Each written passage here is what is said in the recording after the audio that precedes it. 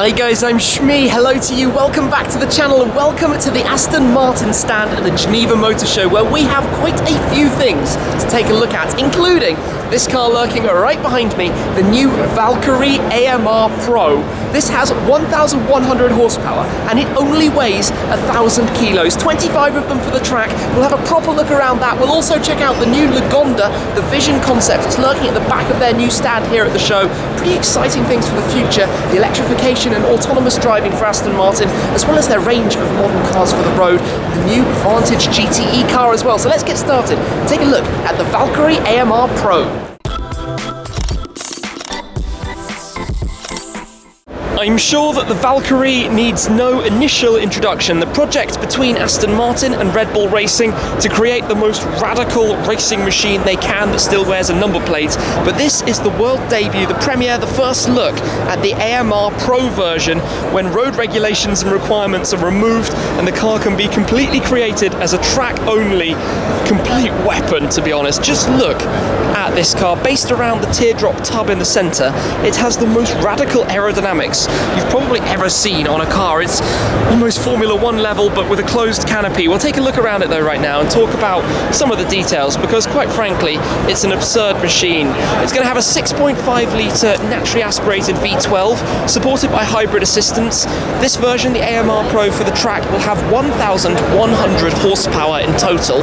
It will only weigh around 1,000 kilos, thanks to all the use of materials, carbon fibre for just about everything. And when you look down here and you start to get a glimpse of the aerodynamics that this car has, it's going to be capable of something like 3G.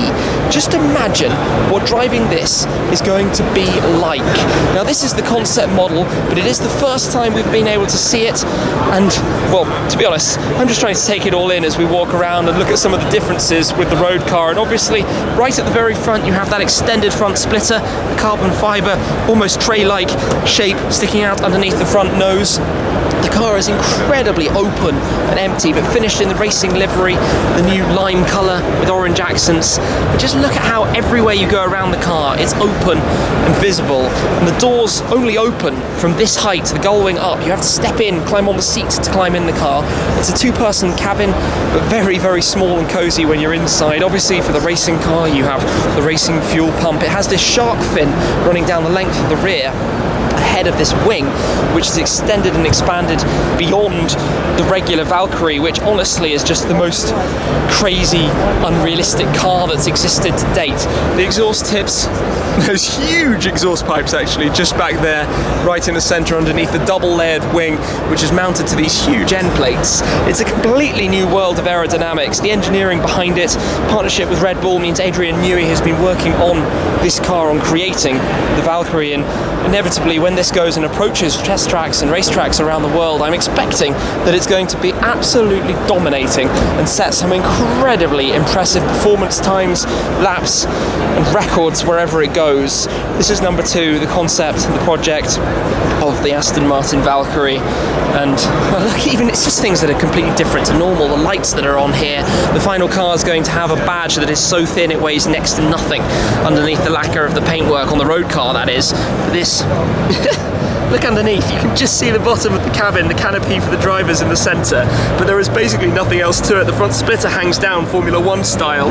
It's an LMP1 experience in a road car, but now with no limits, taken to the racetrack. So that has been launched right here, but we can move from one iteration of the absurd to something completely different with the introduction and relaunch, I suppose, and pushing forwards of the new Lagonda brand. So let's head to the back. Here then we have something completely different. This is the Lagonda Vision Concept.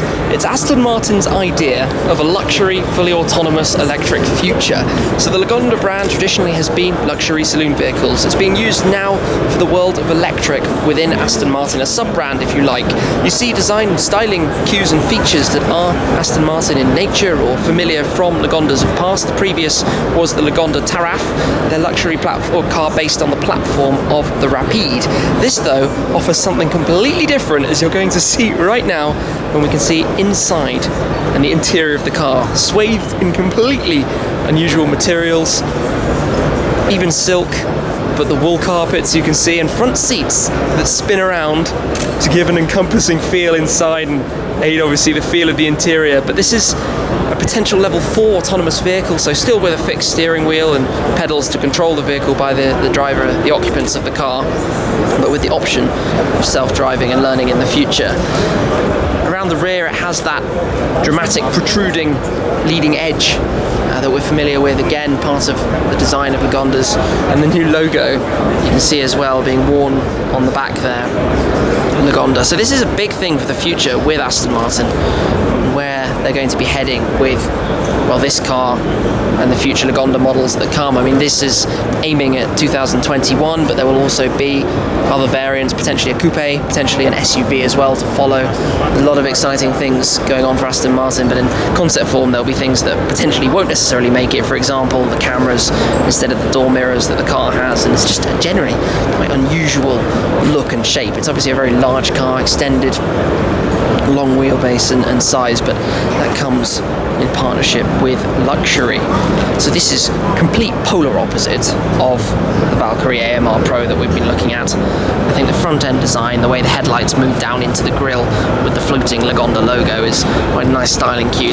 These concepts, remember, are always examples of manufacturers testing out things for the future, designs that they could incorporate into their more mainstream models when they eventually arrive. But this is something quite new and quite different for Aston Martin, even though we have the soon to arrive introduction of the Rapide E, the electric Rapide, and being produced in limited numbers. I wonder if they'll have doors that open like this and the roof panel that lifts up as well.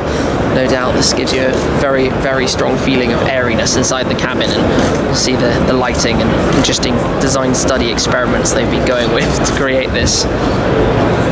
Totally different. Imagine driving to the racetrack in one of these, to jump in your AMR Pro and go and do some laps in. But let's go exploring further at what else is on the stand here at Aston Martin. Back to the land of huge wings and massive diffusers, we have the Vantage Gte. So after Aston Martin's victory at the Le Mans 24 Hour last year, the new Vantage is going to be racing in future, and it has to be said, this is a very pretty race car. So the new Vantage, which we'll take a look at in a second, just lurking behind, has the 4-litre bi-turbo V8. This is obviously the massively wide, aggressive, raw version. There'll potentially be a GT3 car as well in the future, but using that livery design that we saw on the Valkyrie on this car as well, ready for the racing season to come ahead of this. Around the back though, the wing, just a giant thing hanging off. The diffuser down at the bottom is the most ridiculous piece of aerodynamics you could imagine, and obviously on some very, very sticky racing slicks. The number 95, by the way, 95 was the winner at last year's Le Mans 24, so makes sense. It's a nice homage to have that. Just come around quickly, glance at the interior of the proper race car. It's always fun to see a race interior, completely different obviously to our road cars, and this door weighs next to nothing, carbon fibre, as you would expect. So let's take a quick glance at the regular Vantage road car, walking around. Obviously launched after incredible success of the previous generation. We've had quick glimpses at the new Vantage on the channel before, but it is distinctly its own model line. Very, very easy to distinguish from the DB11, and that was one of the main things. By having this new grille, the same shapes we're familiar with, but extending all the way down to the floor to look sportier, to look more aggressive. It's got new lights, new eyes to the car, which is a big part of that.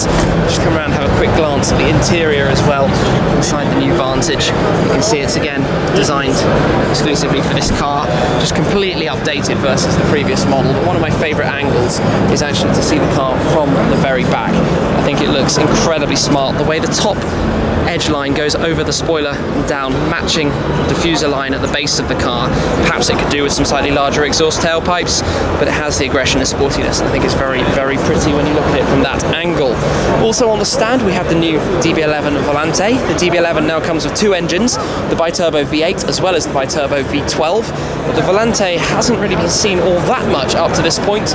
I guess it's much of what we'd expect from an Aston Martin Grand Tourer 2+2, and this is a Q example. So if we just come in, you can see the purple interior, which has the orange embroidery and the orange stitching through the car as well. In fact, that's actually a very, very in-your-face looking interior of a car, but a nice example of what's possible. It's interesting for me actually seeing the DB11, having just seen the Vantage, looking at the different differences between the two models. So let's shut the door, the swan doors closed down. This paint is very nice, pearlescent metallic white, super smart, super smart. So Q will allow you to bespoke or configure an Aston Martin however you like. We have the DB11 Coupe over here, the more traditional car that we're used to and very familiar with now, the new series, new eras with the V8s. And finally on the stand over this side we have the Aston Martin Red Bull Formula 1 car, the 2018 car. A big thing now for Aston Martin, their partnership with Red Bull, getting involved in the tie-up and launching here. Big connection now with Tag Heuer. They've had a big event about that at this motor show. Gosh, when you look at the aero of a Formula 1 car, it's just completely crazy. Look at all of those fins and the way they're shaped and moulded and the different levels, and similarly these extra parts around the side. What a crazy thing to look at. So Aston Martin Red Bull, exciting times. No halo though, no halo on that car. Obviously Formula 1 cars are driving now with the halo system over the top to protect the drivers. Safety first after all. So the highlight for me is easily the AMR Pro. This thing is insanity to find, the most incredibly crazy vehicle to be shown. The regular Valkyrie is pretty absurd. So these will arrive around 2020, 25 cars to go to customers, and I don't really want to know what the price tag is going to be to get hold of one of those. No doubt they go to Valkyrie Road car customers first. And amazing to be able to see and take a proper first look at here during the 2018 Geneva Motor Show. So that was Aston Martin and Lagonda. What do you think of this? Could you imagine yourself driving around one of the world's greatest racetracks in an AMR Pro Valkyrie? I think it would be a pretty special experience. Anyway, I'm going to wrap this one up for there, so thank you very much for watching. Be sure to be subscribed for the latest videos, and I will catch up with you again very soon. Cheers!